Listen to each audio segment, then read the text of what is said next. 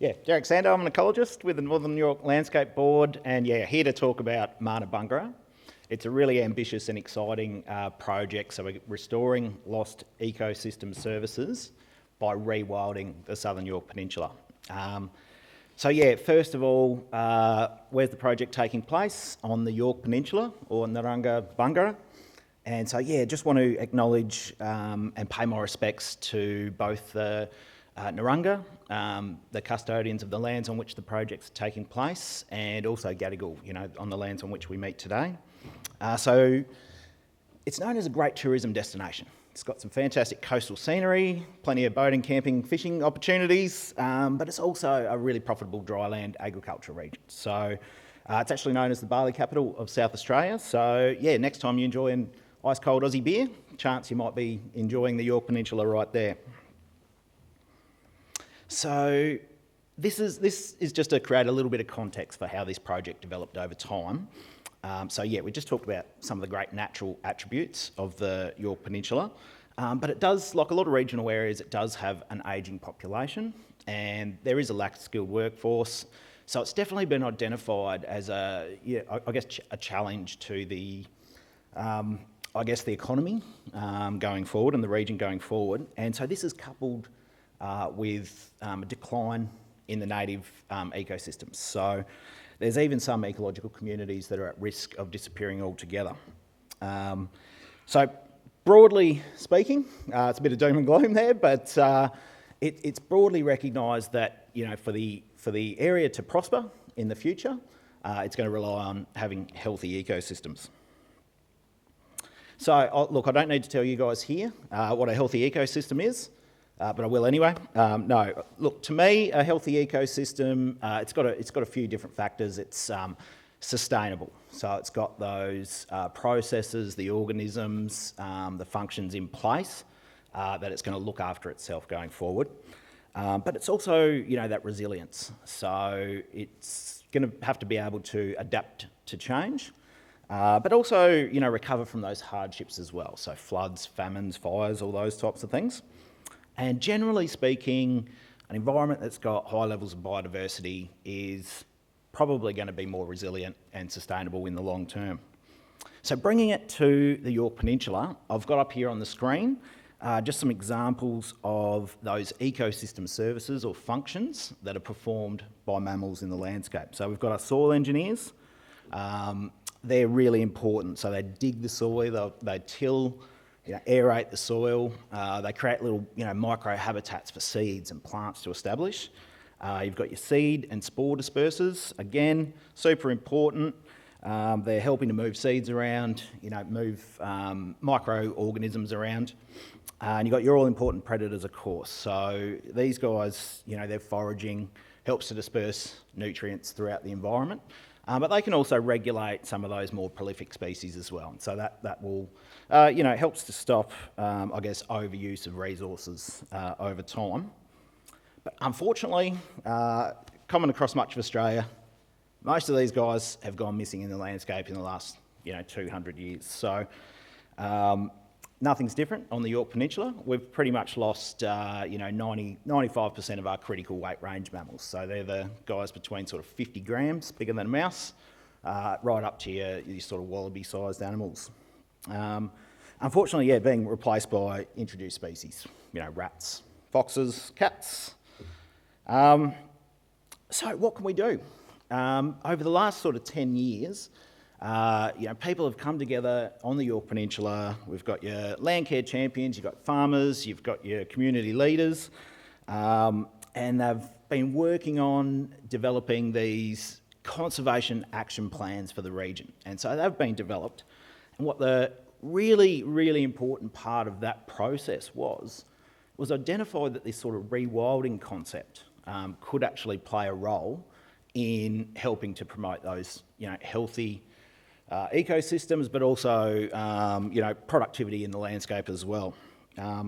So in this sense, rewilding is an interesting term. If you put it into Google, you generally get a sort of a European type context, which is, returning land to its natural state. But what we're talking about in terms of rewilding the Southern Yorke Peninsula is restoring lost ecological processes by bringing back the animals I was talking about. And that's going to actually, improve the health and resilience of the environment going forward. So,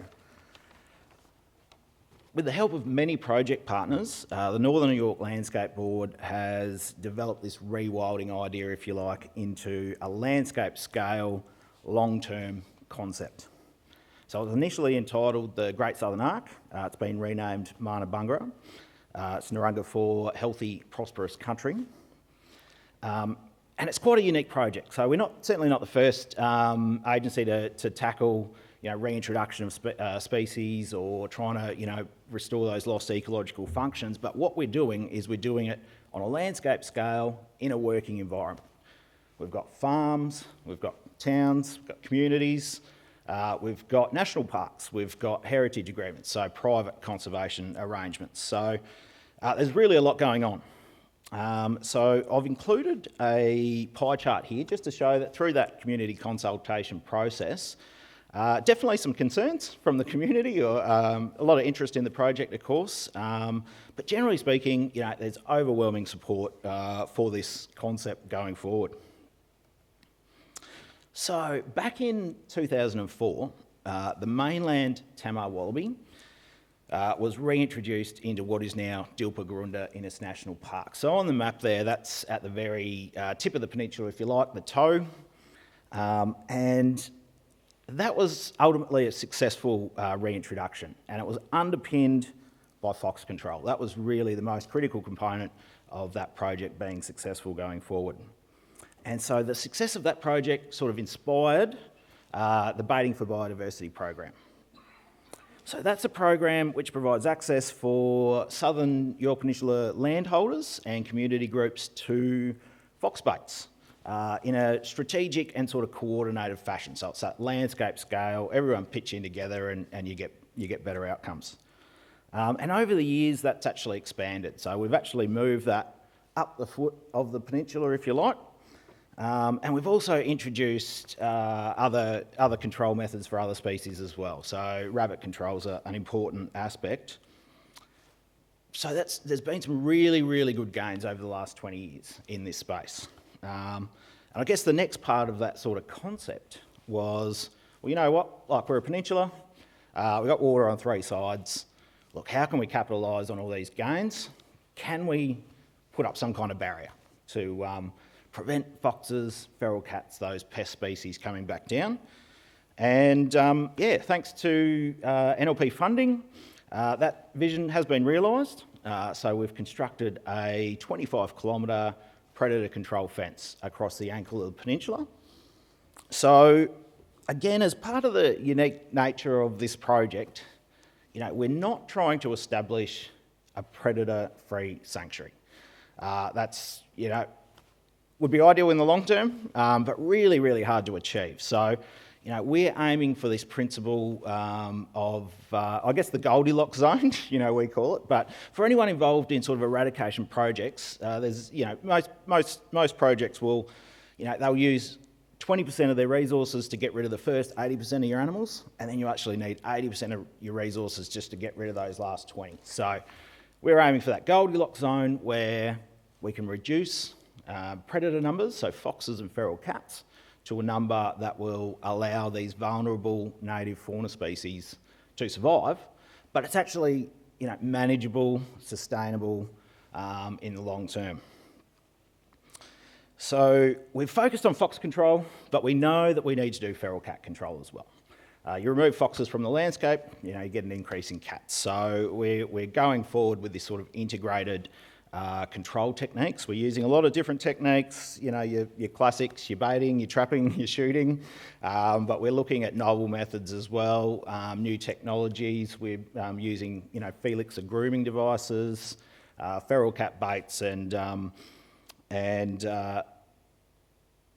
we're also starting to understand that, we know that removing foxes in the landscape or controlling foxes leads to better lambing rates, for farmers. But what we don't necessarily understand is what impact cats are having. So Cats carry things like toxoplasmosis, carry diseases. They also carry sarcosis as well. So there's actually a benefit to primary production as well. But yeah, most importantly, we're doing a lot of monitoring. We need to know what's working, what's not working, and be able to adaptively manage going forward. So we're monitoring the predators, we're monitoring their prey, monitoring the soil, monitoring the veg, and that sort of leads us into one particular area of interest, I guess, for the community, not necessarily concern, but just interest, is what's happening if we get rid of foxes and cats or reduce their numbers. Who's going to eat mice in our paddocks? So basically, we're getting out there in the paddocks at the times where seeding's happening, just before harvest, where there's those mouse impacts. Keeping an eye on the mouse numbers, getting some baseline data, just understanding what's happening out there. And we're actually monitoring those mice in conjunction with other predators as well, so barn owls.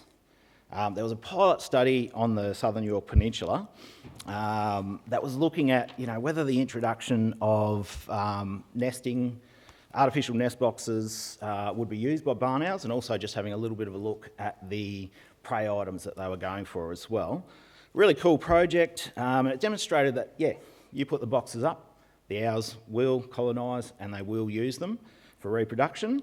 And remote camera study, we looked at the prey items, and they're pretty much eating house mice. So it's not necessarily definitive evidence, but it is sort of proof of concept, if you like, that yes, we can reduce cat and fox numbers in the landscape. We can bring back something like the barn owl, or encourage barn owl populations to maybe take that place. So getting to some of the really exciting things that are happening in the project now, we've started the reintroduction. So we started with an important soil engineer, the Brushtail betong, or the woylie.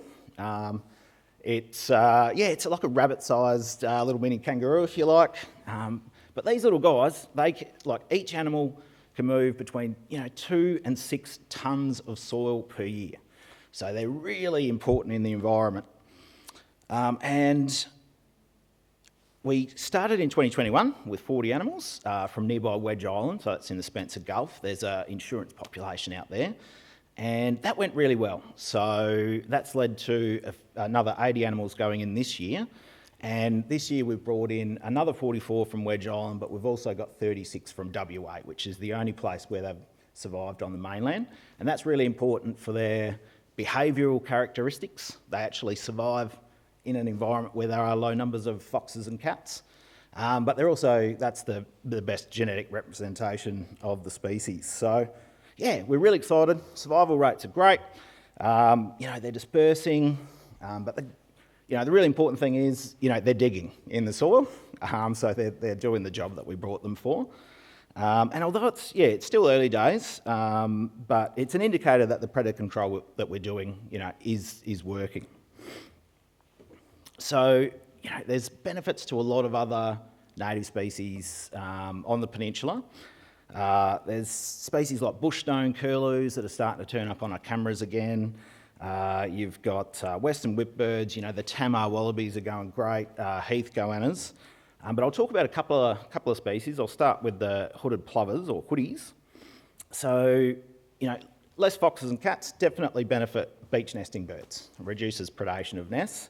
But by partnering with BirdLife Australia, we're really getting some good community engagement and educational outcomes as well. So getting citizen scientists involved in the monitoring. We're doing workshops at primary schools.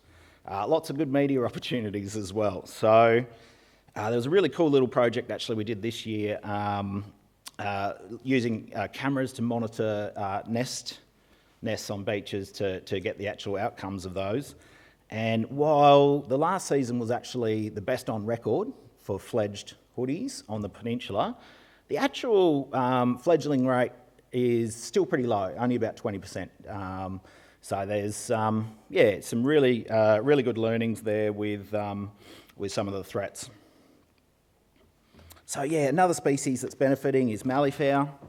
Similarly to hoodies, reducing foxes definitely benefits their survival rates. But the funding for the project has enabled us to do some LiDAR transects in the light aircraft over, 6 transects over the project area. Now, LiDAR maps the ground surface, even through vegetation. So malleefowl mounds, they're massive, like 5-6 metres wide at times and can be up to 1 metre high. So LiDAR is a great tool to be able to try and find malleefowl mounds in really hard to get to places. So from those surveys, basically you're getting a map of potential mound sites, and they give them a rating. So rating 1 is almost definitely going to be a malleefowl mound, through to rating 4, which is probably just a ant mound, or it's a mound shape, but probably not a malleefowl mound. And so we've engaged with landholders to ground truth these sites. So the rating 1 targets 100% of those were malleefowl mounds.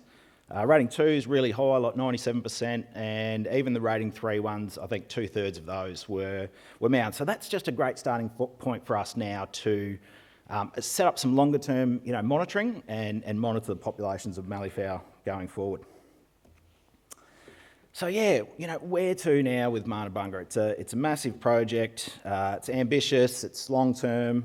There's been a lot of conceptual thinking done in the development of this project, and so I've included a bit of a timeline here, and it's got some interesting examples in there of ecosystem engineers. Year 20, Tassie Devils. I mean, that's it would be great. I'd love to be involved in something like that, but at this stage of the game is we're learning as we're doing as we go along, and that's what working in an adaptive management framework is. So learn as you go.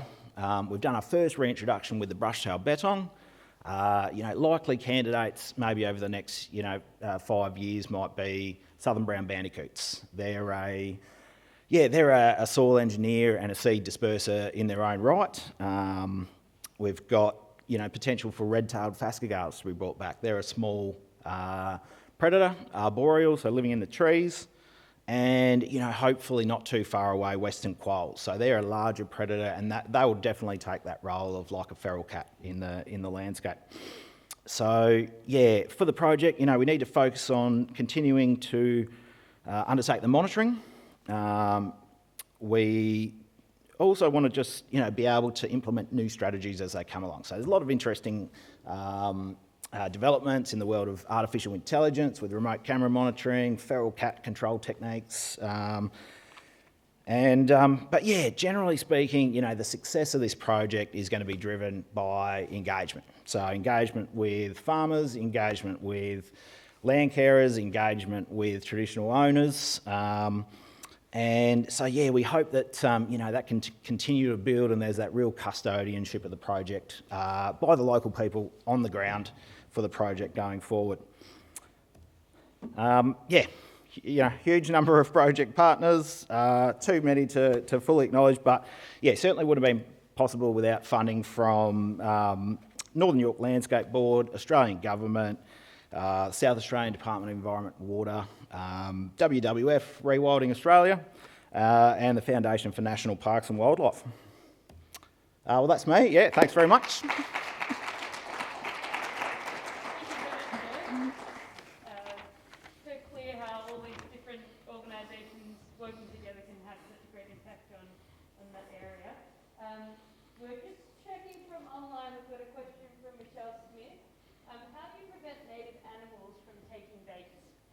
That's a great question. How do we prevent native animals from taking baits? There's a few different techniques. Like 1080 baiting is a highly regulated activity.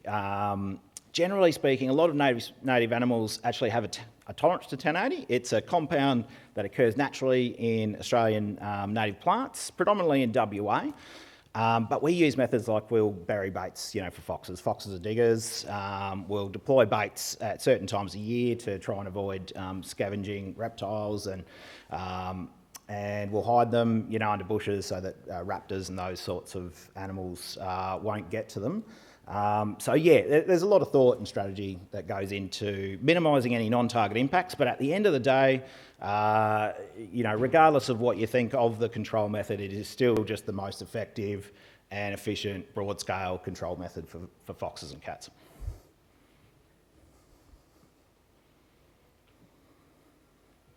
Thank you, Derek. What a great project. Yeah.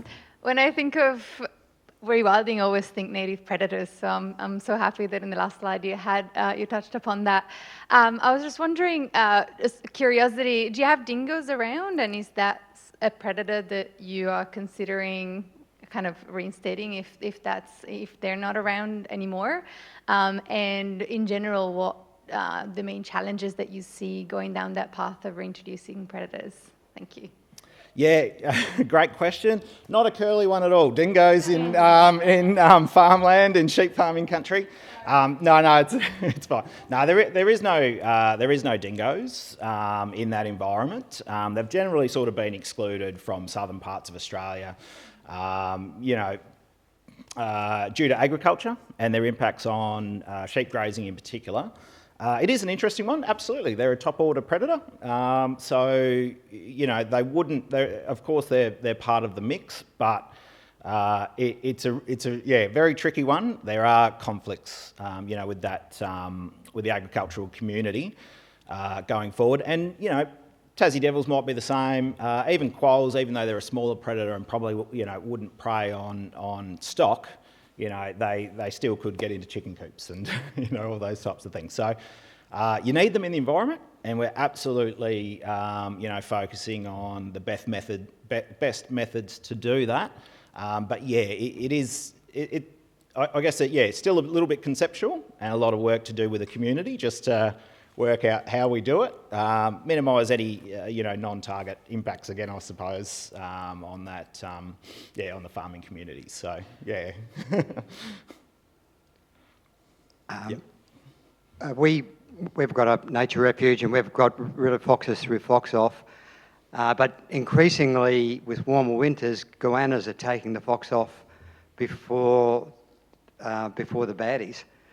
So we're starting to use ejectors a bit more, but is that your answer to goannas, or are goannas a problem for you? And just for everyone's interest, goannas just aren't affected by 1080 at all. That doesn't even give them indigestion. Yeah, absolutely. Look, it probably happens potentially through those summer months. Our sort of monitoring, hasn't identified goannas as a sort of a non-target. But things like ravens and those sorts of things, they're pretty smart. Even if you do berry baits, they kind of figure out what you're doing. And so I guess in answer to your question, we do use a variety of methods. So baiting, again, really cost effective on a broad scale. But in places where you might have those non-target issues, CPEs like you use, a great option. They're really target specific.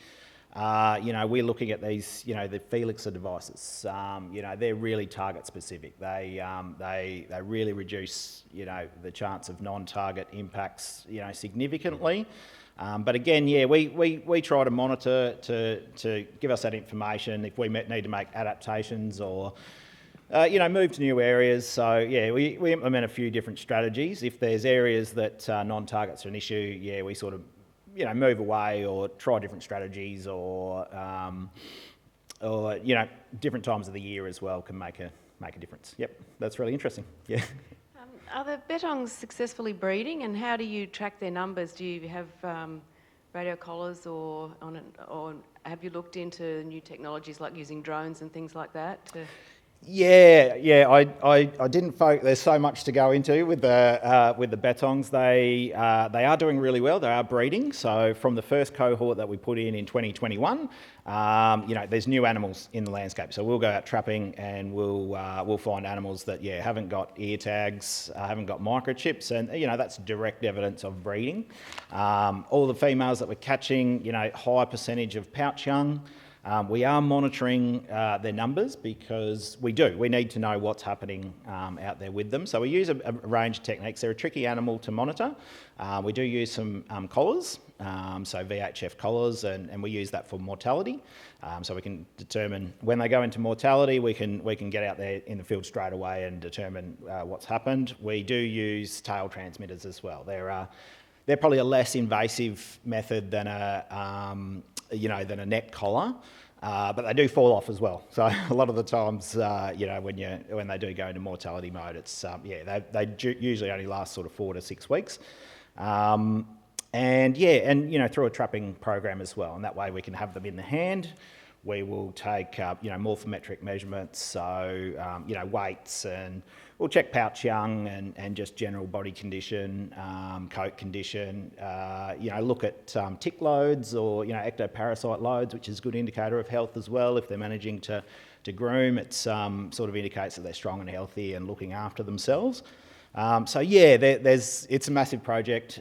We've got a PhD student, Chloe, who's doing an amazing job on the project. So there'll be a lot of hopefully some publications and information to help share with the other conservation managers going forward. Hope that answered your question. Just one follow-up question from the online audience. Janine Norton asked, apparently betongs are eating Cape tulip. Do you know if that's good for them? And if so, is there a possibility for the future to use betongs to eradicate Cape tulip?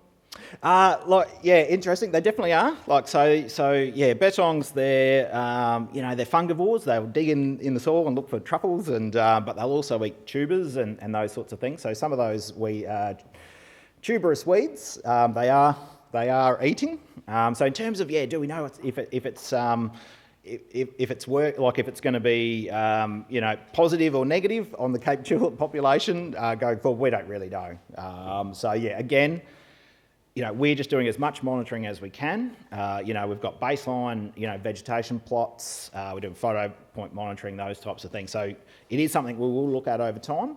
And look, at the end of the day, if they do have a positive impact, and that's just a real win for the project. But it's too early to tell, I suppose. Great. Thank you very much, Derek. Yep. And I guess if there's any other questions, it's lunchtime now, so I'm sure you'll be available for a chat. So it's lunchtime, and we'll meet back at 1 for the rest of the stream sessions. So thanks very much. No worries, thank you.